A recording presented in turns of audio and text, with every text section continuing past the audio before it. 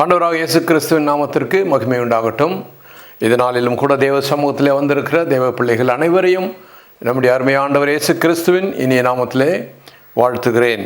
இந்த நாளிலும் கூட உங்களோடு பகிர்ந்து கொள்ளும்படியாக கர்த்தர் எனக்கு கொடுத்த ஒரு அருமையான செய்தி. இந்த செய்திக்கு ஆதாரமாக நான் எடுத்துக்கொண்ட கர்த்தருடைய வசனம் எபிரேயர் 1வது அதிகாரம் முதல் 2 வசனங்கள். எபிரேயர் 1:2 வசனங்கள் வாசிக்கலாம்.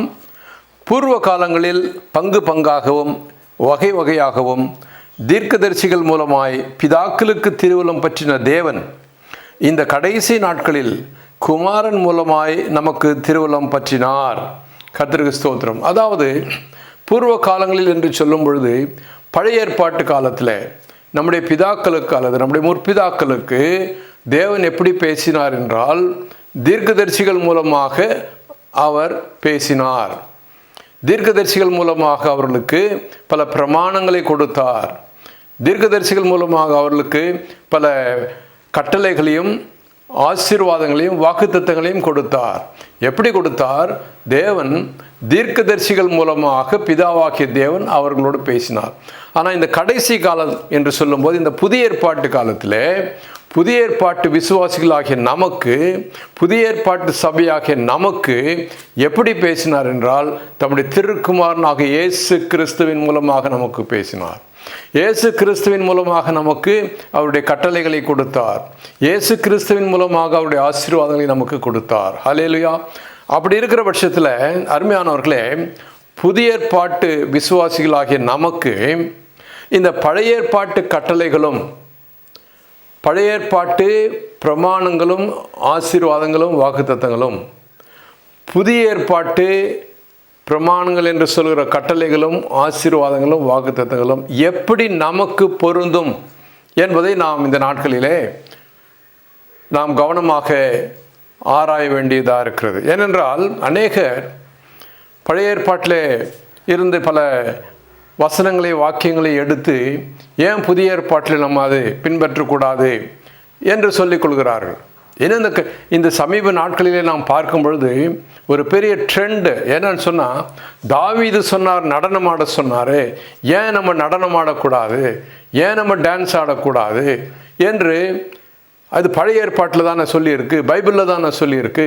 பழைய ஏற்பாட்டில் பல ஆசீர்வாதங்களை குறித்து நாம், வாக்குத்தத்தங்களை குறித்து நாம் நமக்கு சுதந்திரித்துக் கொள்கிறோமே, ஏன் அப்போ தாவீது சொன்ன இந்த நடனம் ஆடுறதை மாத்திரம் கூடாது என்று சொல்லுகிறீர்கள் என்றெல்லாம் பல கேள்விகள் கேட்டு இப்பொழுது நம்மையே குழப்பத்தில் ஆழ்த்துகிறார்கள்.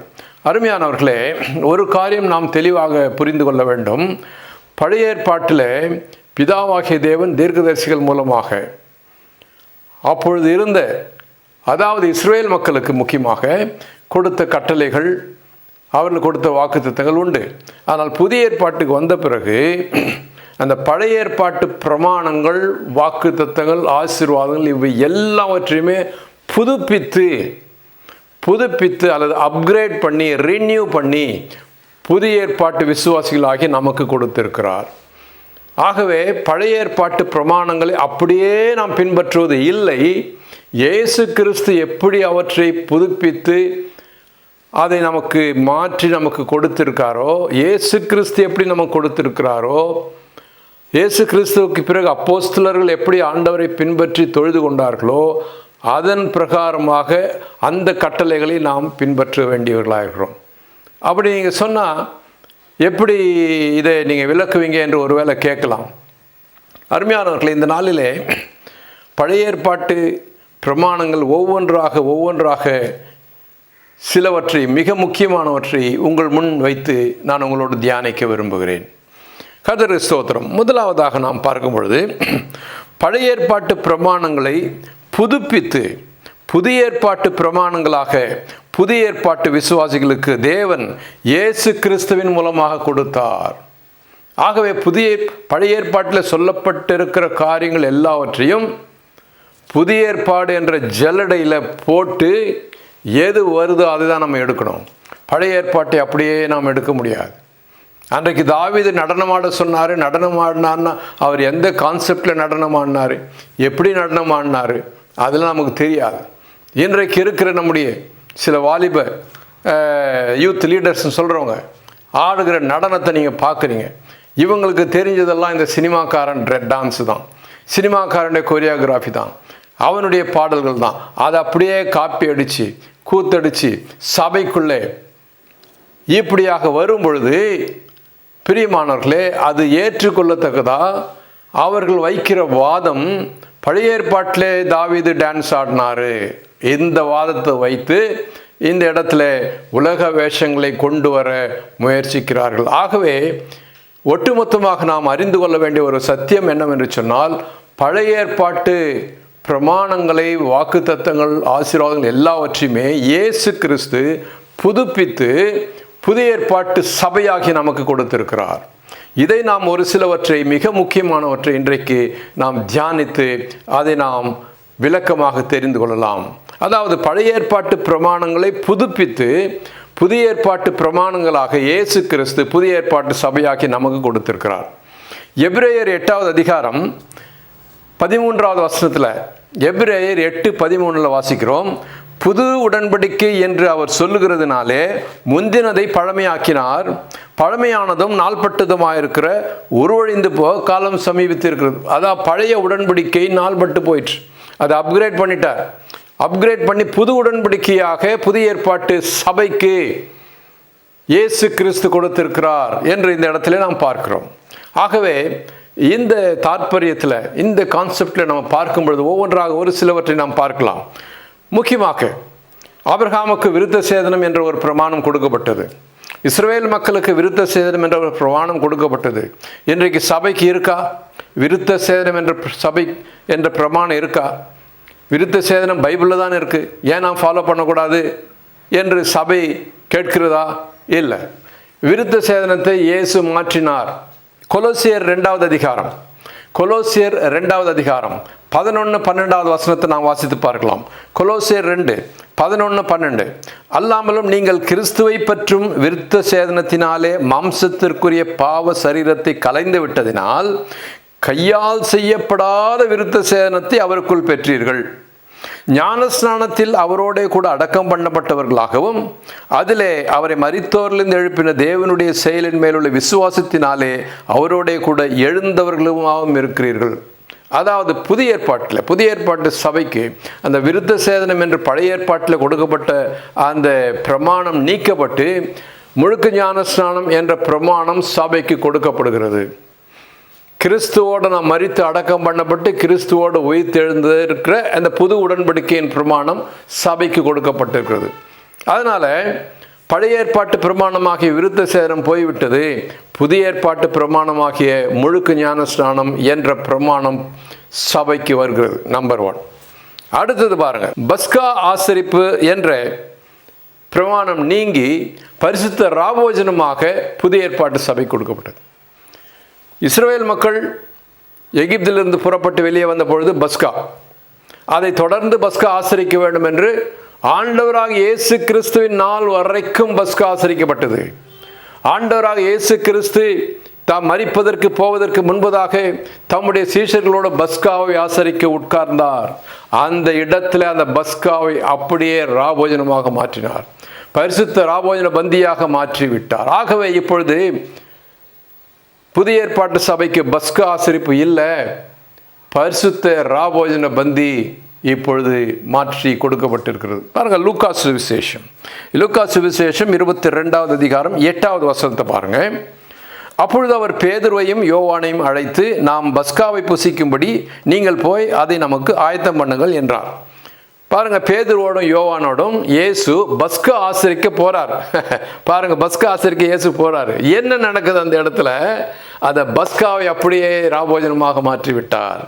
19-20வது வசனத்தை பாருங்க. பின்பு அவர் அப்பத்தை எடுத்து ஸ்தோத்திரம் பண்ணி அதை பிட்டு அவர்களுக்கு கொடுத்து, இது உங்களுக்காக கொடுக்கப்படுகிற என்னுடைய சரீரமாக இருக்கிறது, என்னை நினைவு கூறும்படி இதை செய்யுங்கள் என்றார். போஜனம் பண்ணின பின்பு அவர் அந்தப்படியே பாத்திரத்தையும் எடுத்து, இந்த பாத்திரம் உங்களுக்காக சிந்தப்படுகிற என்னுடைய இரத்தத்தினால் ஆகிய புதிய உடன்படிக்கையாக இருக்கிறது என்று கொடுத்தார். அல்லேலூயா. பிரியமானவர்களே, அவரே பஸ்கா ஆட்டுக்குட்டியாக அங்கே மாறிவிட்டார். அவரே பஸ்கா ஆட்டுக்குட்டியாக மாறிவிட்டு அதற்கு பிறகு சொல்கிறாரு, நான் சிந்த போகிற இந்த இரத்தத்தை நீங்கள் தொடர்ந்து தொடர்ந்து தொடர்ந்து இதை புதிய உடன்படிக்கையாக நீங்கள் கைக்கொள்ள வேண்டும். என்னுடைய சரீரம் உங்களுக்காக பிற்கப்பட போகிறது. அந்த பஸ்கா ஆட்டுக்குட்டி அடிக்கப்பட்டது போல நான் அடிக்கப்பட போகிறேன். என்னுடைய சரீரம், இந்த அப்பம் என்னுடைய சரீரம் பிற்கப்பட்டதற்கு அடையாளமாக தொடர்ந்து தொடர்ந்து தொடர்ந்து நீங்கள் செய்ய வேண்டும் என்று சொல்லி புதிய ஏற்பாட்டு சபைக்கு பரிசுத்த ராபோஜன பந்தியாக மாற்றி கொடுத்தார். ஹல்லேலூயா, ஸ்தோத்திரம். இவ்விதமாக பழைய ஏற்பாட்டு பிரமாணங்களை இயேசு புதிய ஏற்பாட்டு சபைக்கு மாற்றி கொடுத்திருக்கிறார். இந்த சத்தியத்தை நாம் நன்றாக அறிந்து கொள்ள வேண்டும். அடுத்தது பாருங்க, பழைய ஏற்பாட்டில் இஸ்ரவேல் மக்கள் பலிகளை செலுத்தினார்கள். ஆசரிப்பு கூடாரத்திலும் சரி, சாலமோன் ஆலயத்திலும் சரி, பலிகளை செலுத்தி பாவ நிவாரணம் பெற்றார்கள். விலங்குகள், பறவைகள் இவற்றை பலிகள் செலுத்தினார்கள். ஆனால் புதிய ஏற்பாட்டுக்கு வந்த பிறகு இயேசுவே பலியாக மாறிவிட்டார். இயேசுவே பலியாக மாறினதுனால அந்த பலிகள் நிறுத்தப்பட்டது. விலங்குகளையும் பறவைகளையும் பலி கொடுத்து பாவ நிவாரணம் பெறுகிற காரியம் நிறுத்தப்பட்டு இயேசுவே பலியானதுனாலே அவருடைய இரத்தத்தின் மூலமாக நமக்கு பாவ நிவாரணம், பாவ மன்னிப்பு கிடைக்கிறது. பாருங்க, நாம் வாசிக்கிறோம் எபிரேயர் 9வது அதிகாரம் 12வது வசனம். எபிரேயர் 9:12, வெள்ளாட்டுக்கடா, இளங்காலை இவைகளுடைய இரத்தத்தினாலே அல்ல, தம்முடைய சொந்த இரத்தத்தினாலும் ஒரே தரம் மகா பரிசுத்த ஸ்தலத்திலே பிரவேசித்து நித்திய மீட்பை நமக்கு உண்டு பண்ணினார். ஹல்லேலூயா. பிரதான ஆசிரியர் ஒவ்வொரு முறையும் பலியிட்டு பாவ நிவாரணம் இப்படி பல பலிகளை செலுத்தினாங்க. ஆனால் இவர் ஒரே தரம் தம்மையே பலியிட்டு நித்தியமாக நமக்கு பாவ மன்னிப்பையும் மீட்பையும் ஏற்படுத்தினார். ஆகவே பழைய ஏற்பாட்டு பிரமாணமாகிய பலிகள் நீக்கப்பட்டு புதிய ஏற்பாட்டு பிரமாணமாகிய இயேசுவின் இரத்தத்தினாலே ரட்சிக்கப்படுதல் இங்கே புதிய ஏற்பாட்டு சபைக்கு வந்தது. இவ்விதமாக பழைய ஏற்பாட்டு பிரமாணங்கள் ஒவ்வொன்றையும் மாற்றி மாற்றி மாற்றி புதிய ஏற்பாட்டு சபைக்கு கொடுத்து கொண்டிருக்க, நாம் புதிய ஏற்பாட்டு சபைக்கு புதிய ஏற்பாட்டிலே இயேசு என்ன சொன்னார், என்ன கட்டளை கொடுத்தார் என்பதை தான் நாம் பார்க்க வேண்டும். சரி, இருக்கட்டும். இஸ்ரவேல் மக்களுக்கு பழைய ஏற்பாட்டிலே ஓய்வு நாளை ஆசரிக்க வேண்டும் என்று கட்டளை இருந்தது. 10 கட்டளையிலே இருந்தது. யாத்ராகமம் 20வது அதிகாரம் 8வது வசனம். 10 கட்டளையில் யாத்ராகமம் 20:8 ஓய்வு நாளை பரிசுத்தமாக ஆசரிக்க நினைப்பாயாக இஸ்ரவேல் மக்களுக்கு அங்கே கொடுத்தார். ஆனால் சபைக்கு அதை கொடுக்கலையே. சபை ஓய்வு நாளை ஆசரிக்கலையே. ஓய்வு நாள் என்று சொல்லும்போது என்ன? ஓய்வு நாள் ஒரு வேலையும் செய்யக்கூடாது. 7வது நாள், last day of the week 7வது நாள் சனிக்கிழமை தான் ஓய்வு நாள். அன்றைக்கு ஒரு வேலையும் செய்யக்கூடாது. அதுதான் ஓய்வு நாள். ஆனால் அந்த பிரமாணம் சபைக்கு கொடுக்கப்படவில்லை. என்னாச்சு? ஓய்வு நாளை ஆண்டவராக இயேசு கிறிஸ்துவே அனுசரிக்கவில்லை. அவர் ரெகுலராக தன்னுடைய வேலையை செய்து கொண்டிருந்தார். தன்னுடைய மினிஸ்ட்ரியில் ஈடுபட்டு அவரும் அவருடைய சீஷர்களும் ரெகுலராக என்னைக்கு மாறி அன்னைக்கும் கூட சனிக்கிழமை கூட அவர் தன்னுடைய மினிஸ்ட்ரியில் தன்னுடைய ஊழியத்தில் போய்க்கணும். இதை பார்த்து வேத பாரக பரிசேயர் கேட்குறாங்க, என்னையா ஓய்வு நாளில் கூட நீங்கள் உங்கள் ஊழியத்தை நீங்கள் செய்துட்டு இருக்கிறீங்க, இன்றைக்கி ரெஸ்ட் எடுக்க மாட்டிங்களான்னா, இல்லைன்னு மாற்றிட்டார். நான் ஓய்வு நாளைக்கும் ஆண்டவர், அதனால் ஓய்வு நாள் இல்லை என்று சொல்லி அப்படியே மாற்றி விட்டார். பாருங்கள், எங்கே பார்க்குறோம் அது குறித்து? மத்தேயு 12வது அதிகாரம் 2வது வசனம். மத்தேயு 12:2 பரிசேயர் அதை கண்டு அவரை நோக்கி, இதோ ஓய்வு நாளில் செய்யத்தகாததை உம்முடைய சீஷர்கள் செய்கிறார்களே என்றார்கள். அதாவது அவங்க ரெகுலராக அவங்க வேலையை செய்கிறாங்க, அவங்க மினிஸ்ட்ரியில் அவங்க ஊழியத்தில் இருக்கிறாங்க. ஏன் ஓய்வு நாளில் கூட ஊழியம் செஞ்சுட்டு இருக்கீங்க, இன்றைக்கி ரெஸ்ட் எடுக்க வேண்டியதானேன்னு பரிசேயர் கேட்கும்போது ஆண்டவர் பதில் சொல்கிறாரு 8வது வசனத்தில், மனுஷகுமாரன் ஓய்வு நாளுக்கும் ஆண்டவராக இருக்கிறார் என்று அவங்களுக்கு ஒரு பதிலை சொல்லிட்டு கடந்து போய்விட்டார். ஓய்வு நாளை அவர் ஆசரிக்கலை, அவ்வளோதான். அப்போ புதிய ஏற்பாட்டு சபை, ஆண்டவராக இயேசு கிறிஸ்து புதிய ஏற்பாட்டு சபைக்கு ஓய்வு நாளை ஆசரிக்க சொல்லவில்லை. அதனால் ஓய்வு நாளை ஆசரிக்காமல் ஆனாலும் புதிய ஏற்பாட்டு சபையானது வாரத்தில் ஒரு நாள் கூடி கர்த்தரை ஆராதித்தார்கள். எப்போ என்று பார்க்கும் பொழுது நம்ம பார்க்குறோம், அப்போஸ்தலர் 20வது அதிகாரம் 7வது வசனத்தில் எப்போ கூட்டினாங்க? புதிய ஏற்பாட்டு சபை ஆதி அப்போஸ்தலர்கள் எப்போ கூட்டினாங்க, எப்போ ஆராதித்தாங்க, எப்போ தொழுது கொண்டாங்க? அப்போஸ்தலர் 20:7 நம்ம வாசிக்கலாம். வாரத்தின் முதலாம் நாளிலே அப்பத்தை பிற்கும்படி சீஷர்கள் கூடி வந்திருக்கையில் பவுல் மறுநாளிலே புறப்பட வேண்டும் என்றிருந்து அவர்களுடனே சம்பாஷித்து நடுராத்திரி மட்டும் பிரசங்கித்து கொண்டிருந்தான். இப்போ இவங்க ஓய்வு நாள் எடுக்கல தான், ஆனாலும் வாரத்தில் ஒரு நாள் தேவ சமூகத்தில் அமர்ந்திருந்து தேவனை தொழுது கொண்டார்கள். ஓய்வு நாள் படி ஒரு வேலையும் செய்யக்கூடாது என்பது அல்ல, ஆனால் ஒரு நாள் தேவ சமூகத்திலே காத்திருந்தார்கள். இது ஸ்பிரிச்சுவல் ரிஃப்ரெஷ்மெண்ட், ஆவிக்குரிய ஓய்வு, சரீர பிரகாரமான ஓய்வு இல்லை. சரீர பிரகாரமான ஓய்வு அதாவது பழைய ஏற்பாடு எல்லாமே மாம்ச பிரகாரமான காரியங்கள், புதிய ஏற்பாடு எல்லாமே ஆவிக்குரிய காரியங்கள். பழைய ஏற்பாட்டில் மாம்ச பிரகாரமான ஓய்வு எடுக்க சொல்லியிருந்தது, புதிய ஏற்பாட்டில் ஆவிக்குரிய. தேவ சமூகத்தில் நாம் வரும்பொழுது இந்த உலகத்தினுடைய கவலைகள் எல்லாவற்றையும் மறந்து ஓய்வெடுத்து தேவ சமூகத்தில் ஆராதிக்கும் போது நமக்கு ஒரு பெரிய ஓய்வு.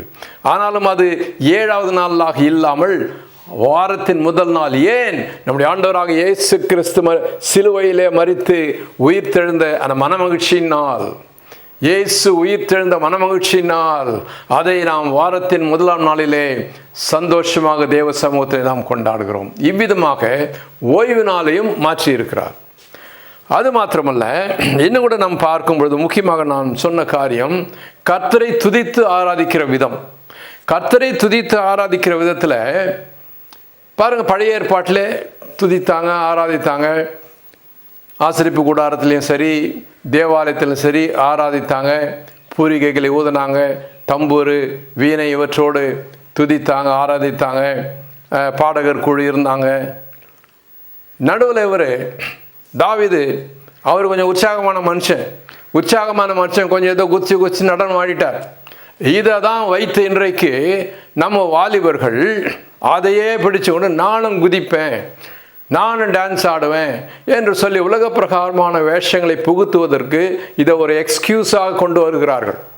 பாருங்க, நான் வசனத்தை கரெக்டாக பாருங்கள். கர்த்தரை துதித்து ஆராதிக்கிற விதத்தை கரெக்டாக பாருங்கள். கர்த்தரை துதித்து ஆராதிக்கிற விதத்தில் 149வது சங்கீதம் 3வது வசனம். 149வது சங்கீதம் 3வது வசனத்தில் தாவீது சொல்றாரு, அவருடைய நாமத்தை நடனத்தோடு துதித்து தம்புரினாலும் கிண்ணறத்தினாலும் அவரை கீர்த்தனம் பண்ண கடவர்கள். சரி, என்ன சொல்றாரு? கீர்த்தனம் பண்ணுங்க, பாடுங்க, இசைக்கருவிகளை வாசிங்க, கர்த்தரை துதிங்க, இதில் நடனத்தோடு துதிங்கன்னார். அவர் எந்த கான்செப்டை நடனம் பண்ண சொன்னார், எப்படி பண்ண சொன்னார் இவங்களுக்கு தெரியாது. இவங்க பார்க்குறதுலாம் டான்ஸ் ஆடுற சினிமாக்காரனை தான் இவங்க பார்க்குறது. சரியா? இப்போ புதிய ஏற்பாட்டு சபைக்கு கொடுக்கப்பட்ட அந்த கமாண்ட்மெண்ட் பாருங்கள். புதிய ஏற்பாட்டு சபை எப்படி தொழுது கொள்ள வேண்டும், கர்த்தரை எப்படி துதிக்கணும், தொழுது கொள்ள வேண்டும், எப்படி பாடணும், எப்படி புதிய ஏற்பாட்டு சபை கொடுக்கப்பட்டது வாசிப்போம். 1 கொரிந்தியர் 14வது அதிகாரம் 26வது வசனத்தை பாருங்க. 1 கொரிந்தியர் 14:26. நீங்கள் கூடி வந்திருக்கும் பொழுது உங்களில் ஒருவன் சங்கீதம் பாடுகிறான், ஒருவன் போதகம் பண்ணுகிறான், ஒருவன் அந்நிய பாஷை பேசுகிறான், ஒருவன் ரகசியத்தை வெளிப்படுத்துகிறான், ஒருவன் வியாக்கியானம் பண்ணுகிறான். சகோதரரே, இது என்ன? சகலமும் பக்தி விருத்திக்கு ஏதுவாக செய்யப்பட கடவுள். தேவ சமூகத்தில் தேவ சபையில் வந்து நீங்கள் பாட்டு பாடினாலும் சரி, தம்பூர் அடித்தாலும் சரி, கீபோர்டு போட்டாலும் சரி, பிரசங்கம் பண்ணாலும் சரி, அந்நிய பாஷை பேசினாலும் சரி, அது வாக்கியானம் கொடுத்தாலும் சரி, நீங்கள் என்ன பண்ணாலும் சரி, பக்தி விருத்திக்கு ஏதுவாக இருக்க வேண்டும். அன்பானவர்களே, இது நமக்கு கொடுக்கப்படுகிற ஒரு கட்டளை. பக்தி விருத்திக்கு ஏதுவாக நாம் செய்ய வேண்டும். நீ நடனமான டான்ஸ் ஆன தாவீது டான்ஸ் ஆனாரு, நான் குத்தாட்டம் போடுவேன்னு குத்தாட்டம் போட்டு அதில் தேவ பக்தி இருக்கிறதா, பக்தி விருத்தி இருக்கிறதா? உங்கள் மனசாட்சி தேவனுக்கு முன்பாக, கர்த்தருக்கு முன்பாக உங்கள் மனசாட்சியை தொட்டு கேளுங்க, இதில் பக்தி விருத்தி இருக்கா, அல்லது வாலிப ஈச்சையை தூண்டக்கூடிய காரியங்கள் இதில் இருக்கிறதா? நீங்கள் போடுற ட்ரெஸ்ஸும் நீங்கள் போடுற குத்தாட்டமும் இதில் பக்தி விருத்தி இருக்கிறதா? எனக்கு அன்பான வாலிப சகோதரனே, சகோதரியே, உன்னை நீயே கெடுத்து கொள்ளாதே, உன்னை நீயே ஏமாற்றி கொள்ளாதே. வேத வசனம் தாவீது அப்படி இப்படின்னு சொல்லி உன்னை நீயே ஏமாற்றி கொள்ளாதே. புதிய ஏற்பாட்டு சபையே, புதிய ஏற்பாட்டு விசுவாசியே, புதிய ஏற்பாட்டில் உனக்கு கொடுக்கப்பட்ட பிரமாணம் என்ன? நீங்கள் கூடி வந்திருக்கும் போது சபையில் நீங்கள் செய்கிற ஒவ்வொரு காரியமும், நீங்கள் பாடுகிற பாடல்கள், பிரசங்கம் எல்லாமே நீ தீர்க்க தரிசனம் சொல்றேன்னு சொல்லி கீழே தள்ளி மேலே தள்ளி பயங்கர மேஜிக் வித்தைகளை காட்டி பக்தி விருத்தி இருக்கிறதா?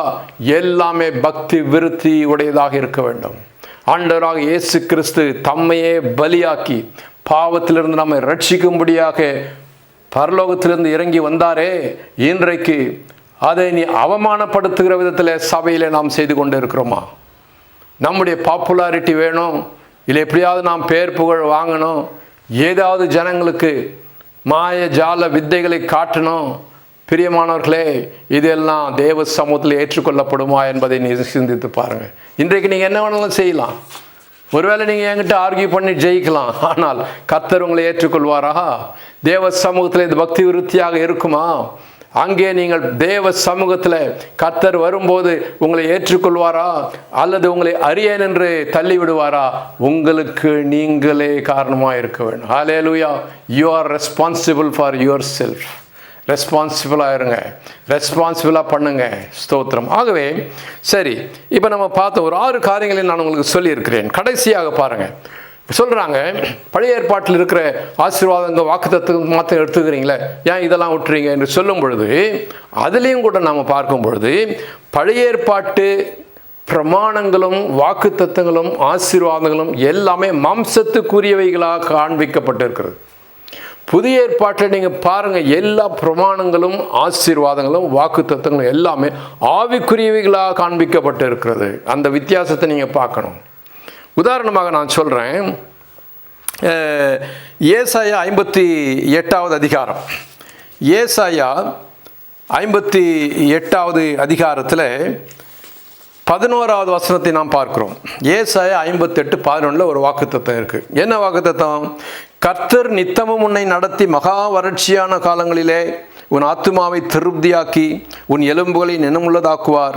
நீ நீர்ப்பாய்ச்சலான தோட்டத்தைப் போலவும் வற்றாத நீரூற்றைப் போலவும் இருப்பாய் என்ற ஒரு வாக்குத்தத்தம் கொடுக்கிறார். இது உலக பிரகாரமான ஒரு செழிப்பு.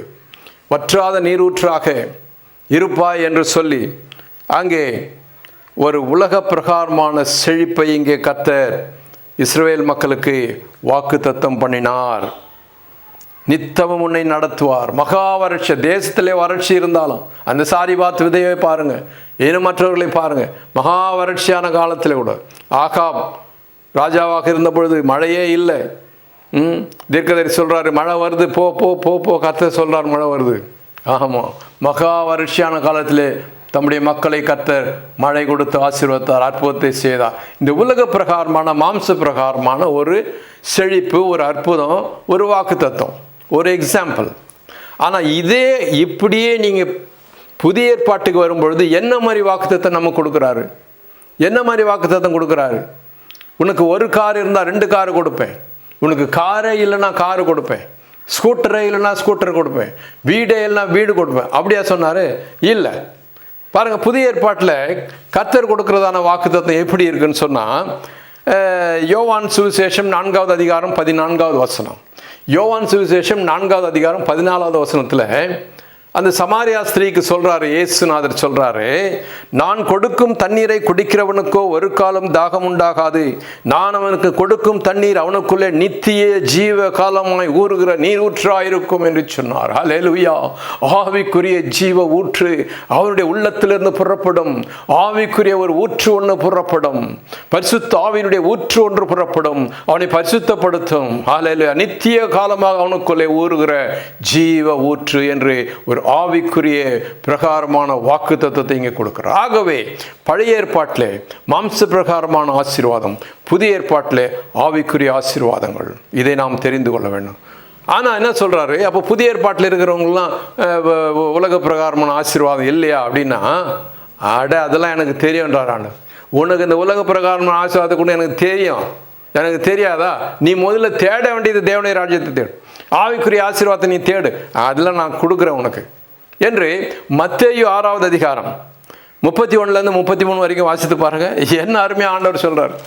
இயேசுநாதரே சொன்னாரியா, வேற யாரும் சொல்ல, நம்ம ஆண்டவராக இயேசு கிறிஸ்துவே இந்த கடைசி காலத்தில் தம்முடைய திருக்குமாரன் மூலமாக நமக்கு திருவுளம் பற்றின தேவன் தம்முடைய திருக்குமாரன் மூலமாக என்ன சொன்னார் தெரியுமா? மத்தேயு 6வது அதிகாரத்தில் என்ன சொல்றாரு? 31 ஆகையால் எண்ணத்தை உண்போம், எண்ணத்தை குடிப்போம், எண்ணத்தை உடுப்போம் என்று கவலைப்படாதிருங்கள், இவைகள் எல்லாம் அஞ்ஞானிகள் தேடுகிறார்கள், இவைகள் எல்லாம் உங்களுக்கு வேண்டியவைகள் என்று உங்க பரமபிதா அறிந்திருக்கிறார்.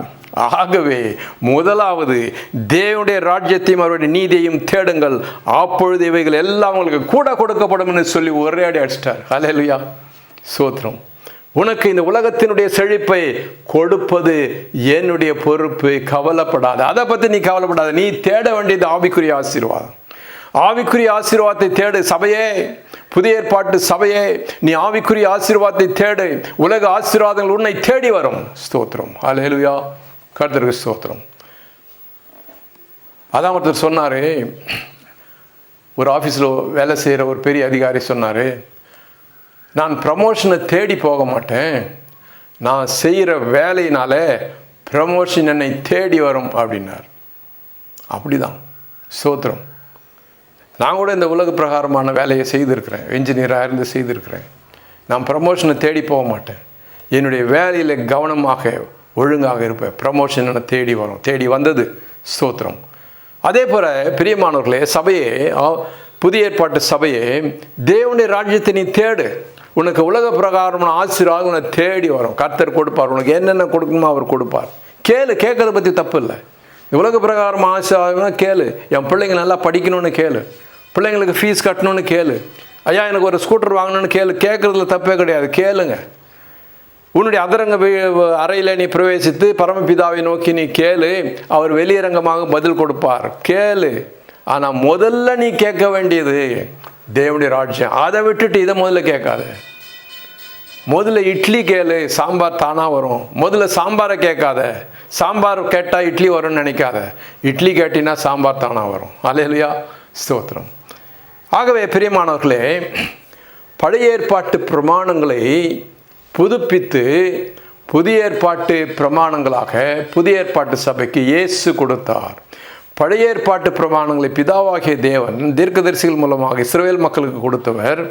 புதிய ஏற்பாட்டில் ஆவிக்குரிய இஸ்ரவேலர் ஆகிய சபைக்கு இயேசு கிறிஸ்து அவற்றை புதுப்பித்து மாம்ச பிரகாரமான பிரமாணங்கள், ஆசீர்வாதங்கள் எல்லாவற்றையும் ஆவிக்குரியவைகளாக மாற்றி நமக்கு கொடுத்திருக்கிறார். இதில் நாம் கவனமாக இருக்க வேண்டும்.